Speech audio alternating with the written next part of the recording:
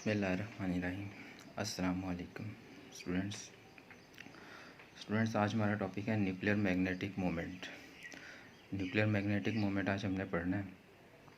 तो ये भी एक न्यूक्लियस की प्रॉपर्टी है, तो ये न्यूक्लियर स्पिन से ही रिलेट करती है।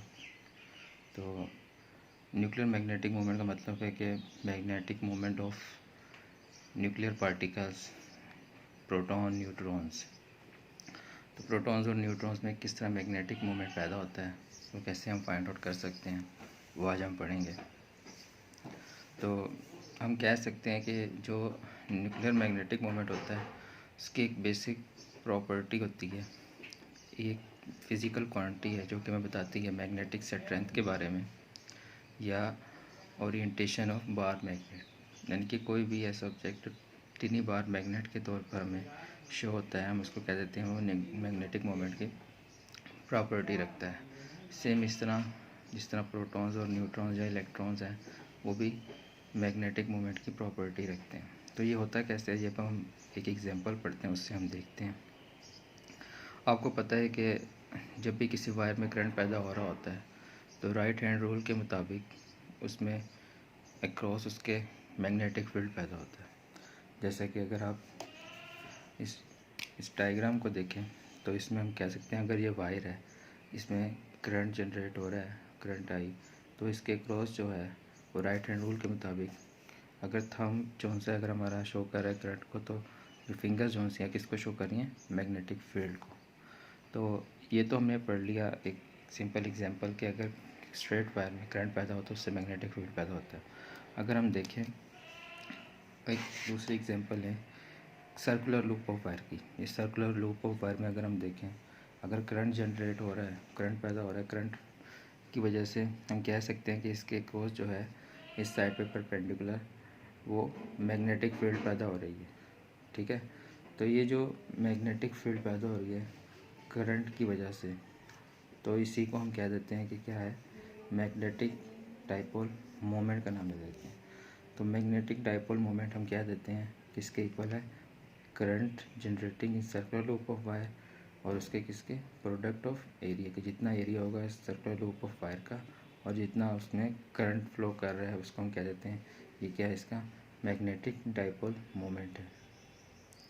तो मैग्नेटिक डाइपोल मोमेंट जो है, जब हम बात करते हैं इलेक्ट्रॉन्स की या करंट की, तो उसमें किस तरह वो पैदा होता है।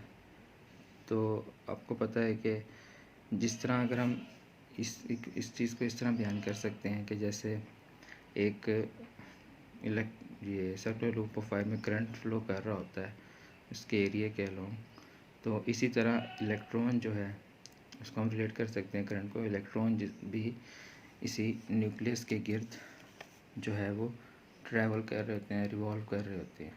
ठीक है, तो इलेक्ट्रॉन जब इस न्यूक्लियस के गिर्द रिवॉल्व करते हैं तो उसकी वजह से भी क्या होता है, मैग्नेटिक मोमेंट पैदा होता है। तो हम इसमें जो निकालेंगे मैग्नेटिक मोमेंट, सबसे पहले हम इलेक्ट्रॉन का निकालेंगे मैग्नेटिक मोमेंट, जिसको हम बोर मैग्नेट्रॉन का नाम दे देते हैं। फिर सेम इसी इक्वेशन को इस्तेमाल करते हुए हम प्रोटॉन्स और न्यूट्रॉन्स का मैग्नेटिक मोमेंट निकालते हैं। ठीक है, तो सिंपली आप कह सकते हैं कि मैग्नेटिक मोमेंट जो है वो एक ऐसी प्रॉपर्टी है किसी भी चार्ज पार्टिकल की जिसकी वजह से वो इंट्रिंसिक चार्ज रखता है और इंट्रिंसिक चार्ज की वजह से वो ऑर्बिटल एंगुलर मोमेंटम शो करता है। ऑर्बिटल एंगुलर मोमेंटम या स्पिन एंगुलर मोमेंटम शो करता है। और दूसरा उसकी क्या है, उसकी क्या कौन सी प्रॉपर्टी है, वो इंट्रिंसिक चार्ज की, किसी भी पार्टिकल की, यानी कि उसमें चार्ज होना चाहिए और वो रोटेशनल मोशन हमें शो करे जिसकी वजह से एंगुलर मोमेंटम पैदा होता है। तो हम कह सकते हैं ये मैग्नेटिक मोमेंट जो सा होता है वो दो चीज़ों के रिजल्ट से बनता है, intrinsic charge plus angular momentum. Intrinsic का मतलब होता है उसकी अपनी प्रॉपर्टी जो चार्ज की होती है फ्लो करने की, और दूसरा जो है हम कह सकते हैं कि उस चार्ज की ऑर्बिटल मोशन की वजह से जो एंगुलर मोमेंटम पैदा होता है उसको कह देते हैं कि ये मैग्नेटिक मोमेंट की प्रॉपर्टी रखता है। अब सेम हम जैसे हम देखते हैं इधर आगे इसकी इक्वेशन को, इलेक्ट्रॉन हम कहते हैं कि जो करंट जो सा फ्लो कर रहा है वो इलेक्ट्रॉन के तौर पर उसको रिलेट करते हैं, electron revolving around the nucleus. तो आई इज़ इक्वल टू किसके इक्वल होता है, करंट को अगर हमने आई इज़ इक्वल टू होता है charge over time Q by T. तो हमने यहाँ क्यू नहीं लेना, क्यू की जगह हमने क्या कौन सा चार्ज हम एक्सप्लेन कर रहे हैं इलेक्ट्रॉन को, तो हम चार्ज ऑफ इलेक्ट्रॉन ले लेंगे, तो हम क्यू की जगह लिख देंगे -E/T। ठीक है, तो टी यहाँ पे क्या है, टी यहाँ पे है circumference of the circle, 1 complete round trip of a body. जो करंट को पूरा एक चक्कर लगाने के लिए जितना टाइम दरकार होता है उसको हम टी के इक्वल ले लेते हैं। तो T is equal to 2πr/v। V क्या है, इधर ऑर्बिटल वेलोसिटी है इस करंट की या इलेक्ट्रॉन की कह सकते हैं, और 2πr जो है वो क्या है, सरकमफेरेंस ऑफ द सर्कल। तो 2πr/v हम इसको लिखते हैं टी के इक्वल, और इस इक्वेशन में I is equal to -E/T हम टी की वैल्यू पुट कर देते हैं। तो I is equal to value आ जाएगी -EV/2πr। तो ये भी जो है ऊपर चला जाएगा और 2πr जो है वो नीचे आ जाएगा। तो इक्वेशन बन जाएगी I is equal to -E/T, I is equal to -EV/2πr।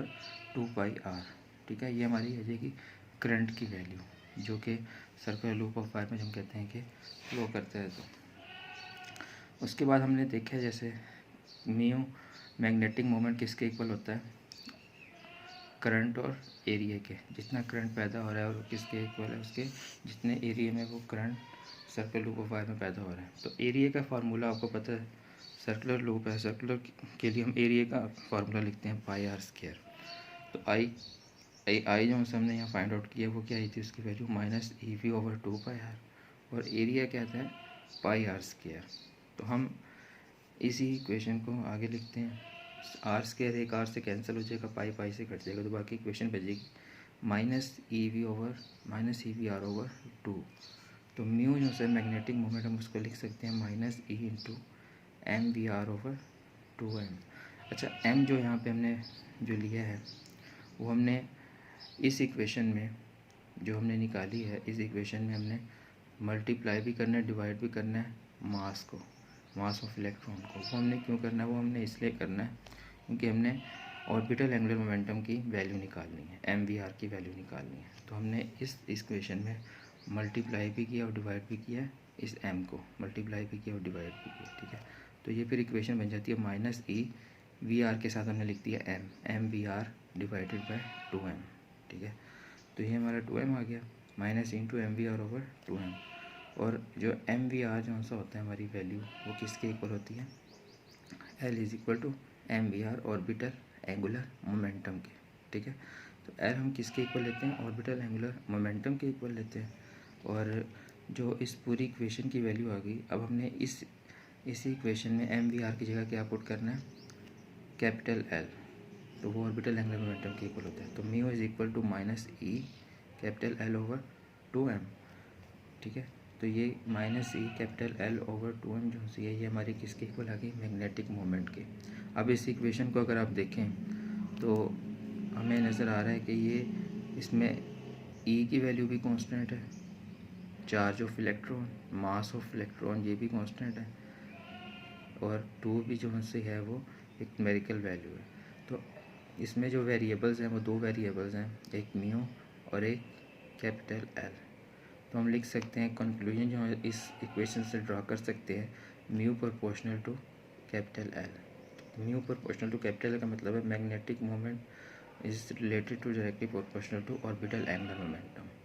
तो हम इस इक्वेशन से ये ड्राइव कर सकते हैं कि magnetic moment is a result of 2 things, intrinsic charge plus angular momentum. Mean कि कोई भी पार्टिकल है, चार्ज पार्टिकल है जिसकी अपनी इंट्रिंसिक चार्ज की प्रॉपर्टी है, और दूसरा वो ऑर्बिटल मोशन की वजह से उसमें एंगुलर मोमेंटम पैदा हो रहा है, तो हम कह सकते हैं कि इंट्रिंसिक चार्ज और एंगुलर मोमेंटम की वजह से उसमें मैग्नेटिक मोमेंट के वो इक्वल आ चुके हैं। ठीक है, तो ये हमने जो था यहाँ तक अभी हमने मालूम किया मैग्नेटिक मोमेंट किसके इक्वल आ जाता है, किसी भी ऑर्बिटल उसके चार्ज पार्टिकल के ऑर्बिटल एंगुलर मोमेंटम के। हम नेक्स्ट वीडियो में इसको मज़ीद आगे डिस्कस करते हैं।